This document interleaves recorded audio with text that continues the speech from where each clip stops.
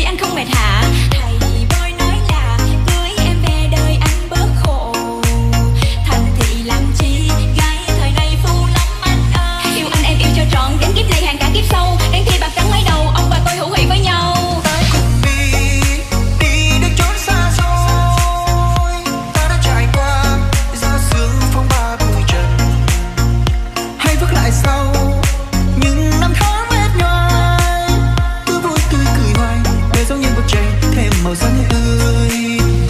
Đoạn đường kia phủ lắm trong gai, gió xưa vui bờ tương lai đang chờ. Thì anh xin nguyện yêu em dù có thế nào.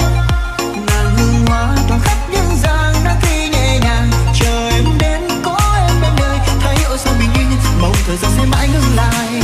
Sẽ mãi cho em tình yêu, mãi cho em bài ca, mãi cho em những điều đẹp nhất trên đời. Ngàn vì sao sẽ minh chứng tình anh gửi em.